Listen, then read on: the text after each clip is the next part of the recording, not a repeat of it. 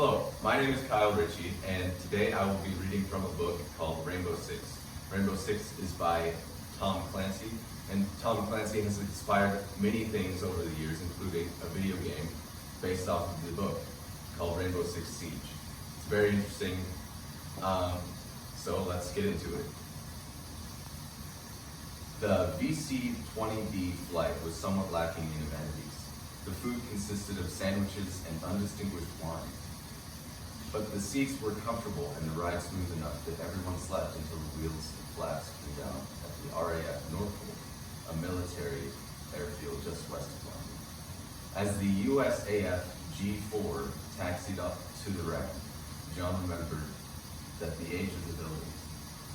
Spitfire base from the Battle of Britain, Stanley explained, stretching in his seat. We let private business jets use it as well. We'll be back and forth out of here a lot then, Ding surmised at once, rubbing his eyes, wishing for coffee. What time is it? Just after 8, local, Zulu time. Zulu. Quite, Alistar confirmed with a sleepy grunt. Just then, the rain started making for a proper welcome to British soil. It was a 100-yard walk to the reception building where a British official stamped up their passports and officially welcomed them to his country, before going back to his breakfast tea and newspaper. 3 cars waited outside, all of them black Daimler limousines, which headed off the base, then west and south for Hereford. This was proof that he was a civilian bureaucrat, Clark told himself in the lead car. Otherwise, they'd have used helicopters. But Britain wasn't entirely devoid of civilization. They stopped at a roadside McDonald's for Egg McMuffins and coffee. Sandy snorted at the cholesterol intake. She'd been chiding John about it for months. Then she thought about the previous night. John? Yes, honey?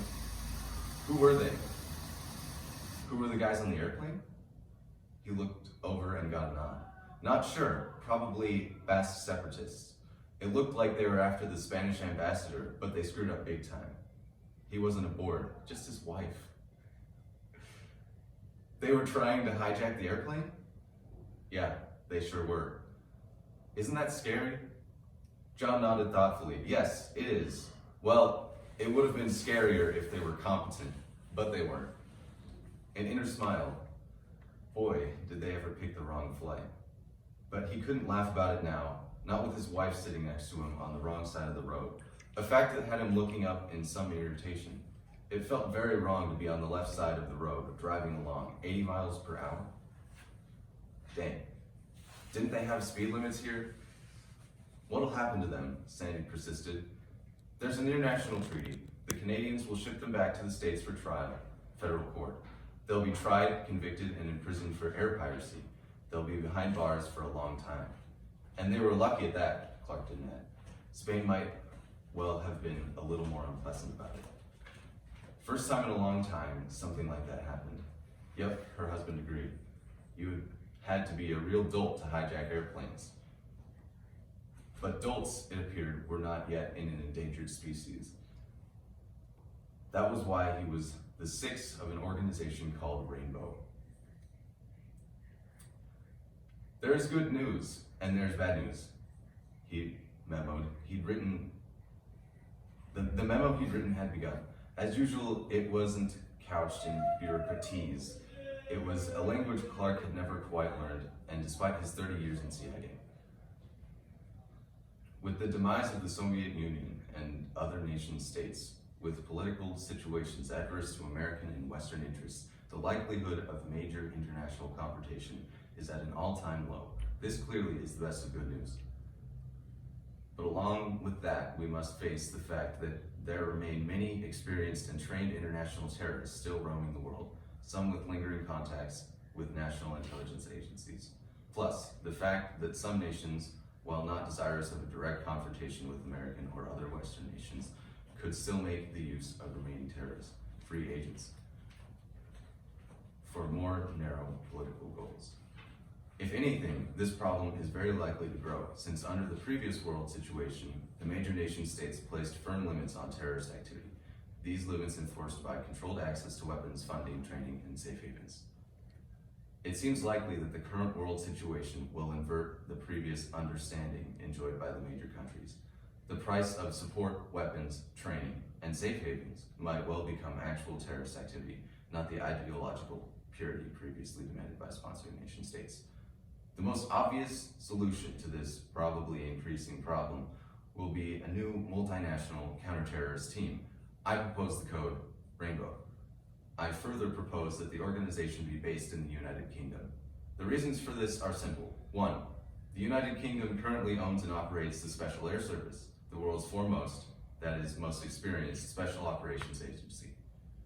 London is the world's most accessible city in terms of commercial air travel, in addition to which the SAS has a very cordial relationship with British Airways. 3, the legal environment is particularly advantageous due to press restrictions possible under British law, but not under American law.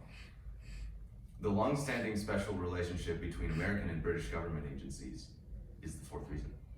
For all these reasons, the proposed special operation team composed of US, UK, and selected NATO personnel with full support from National Intelligence Services coordinated at site, ... And he'd sold it. Clark told himself with a wispy smile.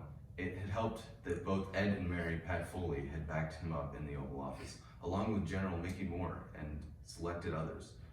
The new agency, Rainbow, was blacker than black. Its American funding directed through the Department of the Interior by Capitol Hill, then through the Pentagon's Office of Special Projects with no connection whatsoever to the intelligence community.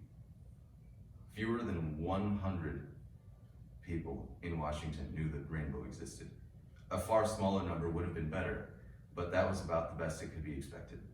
The chain of command was a little baroque, no avoiding that. The British influence would be hard to shake. Fully half of the field personnel were Brits, and nearly that many of Intel weenies. But Clark was the boss. That constituted a major concession from his host, John Wayne. Alistair Stanley would be his executive officer, and John didn't have a problem with that. Stanley was tough, and better yet, one of the smartest special operations guys he'd ever met. He knew when to hold, when to fold, and when to play the cards. About the only bad news was that he, Clark, was now a REMF, worse, a suit. He'd have an office and 2 secretaries instead of going out to run with the big dogs. Well, he had to admit to himself that that had come sooner or later, didn't it?